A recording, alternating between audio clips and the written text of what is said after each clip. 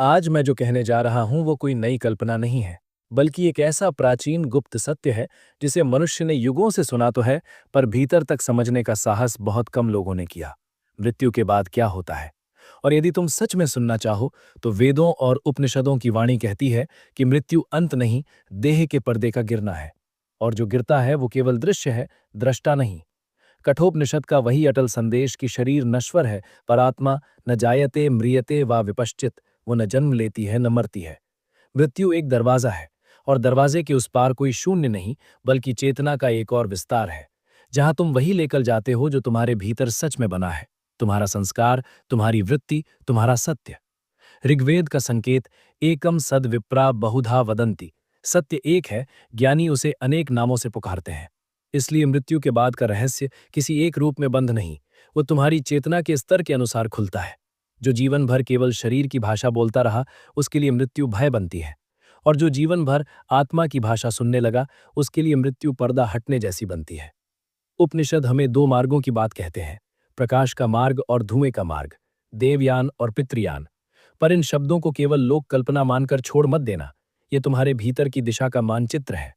देवयान वो है जहां चेतना ज्ञान की ओर ऊपर उठती है, जहां भीतर का अज्ञान जलता है और आत्मा अपने मूल के निकट जाती है। पितृयान वो है जहां चेतना आसक्ति, अधूरापन और वासनाओं के धागों में फिर से घूमती है, क्योंकि जो अपूर्ण है वो अपनी पूर्ति मांगता है। यही कर्म का रहस्य है। कर्म केवल बाहरी क्रिया नहीं, कर्म वो छाप है जो हर इच्छा, हर डर, हर ईर्ष्या, हर करुणा तुम्हारे भीतर छोड़ जाती है। और मृत्यु के बाद जो होता है वो किसी दंड पुरस्कार की अदालत नहीं, बल्कि तुम्हारे अपने ही भीतर लिखी हुई सच्चाई का सामना है। जैसे ही देह का भार उतरता है, मन के पीछे छिपी बातें और स्पष्ट हो जाती हैं। बृहदारण्यक उपनिषद की वो गूंज याद करो, मनुष्य जैसा कर्म करता है वैसा ही वो बनता है, और जैसा वो बनता है वैसा ही उसका आगे का मार्ग आकार लेता है। इसलिए मृत्यु के बाद कोई बाहरी जज नहीं बैठा। तुम्हारे संस्कार ही तुम्हारा मार्ग बन जाते हैं, तुम्हारा मन ही तुम्हारा लोक बन जाता है, और तुम्हारी चेतना ही तुम्हारा आकाश। ये बात रहस्यमयी इसलिए लगती है क्योंकि हम जीवन भर मैं शरीर हूं की आवाज को इतना ऊंचा कर देते हैं कि मैं चेतना हूं की धीमी सच्चाई दब जाती है। पर उपनिषद कहते हैं, जिसे तुम मैं कहते हो वो असल में देखने वाला है, बदलने वाला नहीं। तुम बालक से युवा हुए, युवा से वृद्ध हुए, विचार बदले, संबंध बदले, नाम बदल गए, पर जो भीतर से ये सब बदलते देखता रहा, क्या वो भी बदला? वही दृष्टा आत्मा है। जब मृत्यु आती है, वो तुम्हें छीनती नहीं, वो तुम्हें तुम्हारे वास्तविक घर की ओर धकेलती है। और ये घर कोई भौगोलिक जगह नहीं, ये वो परम सत्ता है जिसे उपनिषद ब्रह्म कहते हैं। वो व्यापक, शांत, असीम, जिसके सामने व्यक्तिगत अहंकार एक लहर की तरह है। लहर उठती है, आकार लेती है, नाम लेती है, और फिर समुद्र में मिल जाती है। पर क्या लहर कभी समुद्र से अलग थी? यही रहस्य है। तुम जिस मैं को बचाने में कांपते हो, वो सीमित पहचान है, और जिसके भीतर तुम्हारा मैं तैर रहा है, वो अनंत है। इसलिए मृत्यु के बाद मैं कहाँ जाऊंगा से भी बड़ा प्रश्न है, मैं वास्तव में हूं कौन? और जब ये प्रश्न जलकर प्रकाश बनता है, तब मृत्यु का भय धीरे धीरे पिघलता है, क्योंकि भय अज्ञान की छाया है, और ज्ञान वो सूरज है जो बिना लड़े ही अंधेरे को हटा देता है। पर सुनो, वेद और उपनिषद केवल दर्शन नहीं, वे जीवन जीने का साहस है। वे कहते हैं कि हर क्षण, हर निर्णय, हर भाव तुम्हारे अंतःलोक की दिशा तय करता है।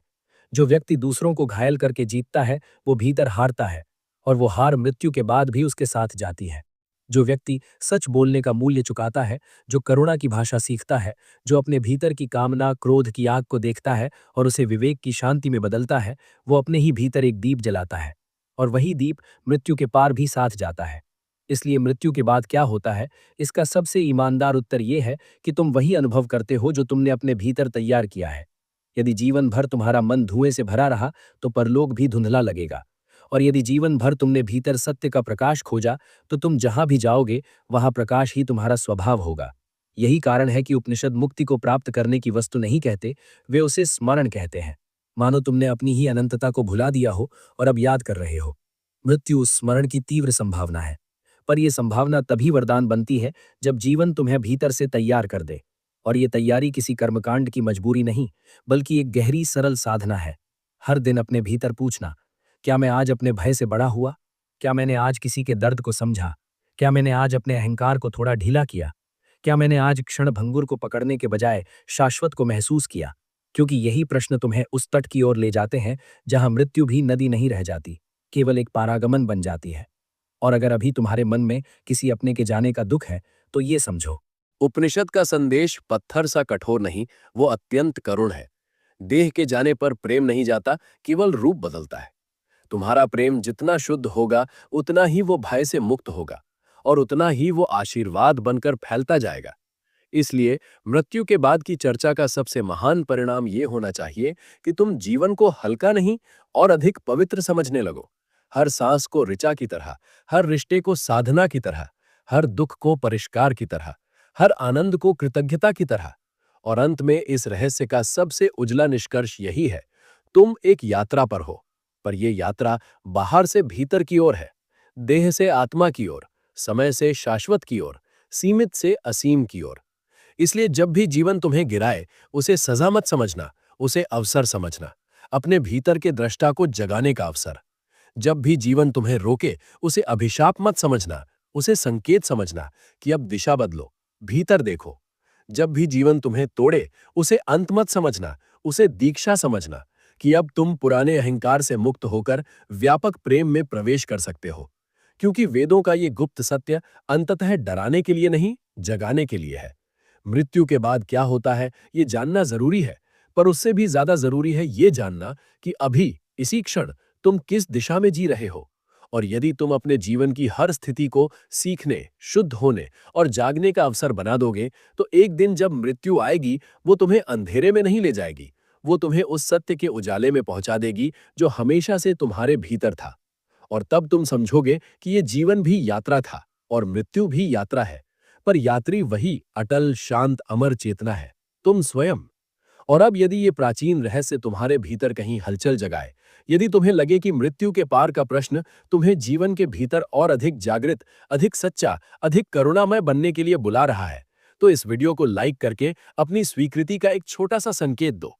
चैनल को सब्सक्राइब करके इस ज्ञान यात्रा में हमारे साथ निरंतर चलने का संकल्प लो और कमेंट में लिखो, मैं मृत्यु को भय नहीं, जागरण का द्वार मानती हूं। या फिर अपना वो प्रश्न लिखो जो तुम्हारे मन में सबसे गहरा है, ताकि अगली कड़ी में हम उसे वेद उपनिषदों की रोशनी में और भी स्पष्ट कर सके। क्योंकि जब तुम प्रश्न पूछते हो, तभी तुम्हारी आत्मा सच में चलना शुरू करती है। और यही चलना, यही खोज, यही जागरण इस जीवन को भी सार्थक बनाता है और उस पार के रहस्य को भी प्रकाश में बदल देता है।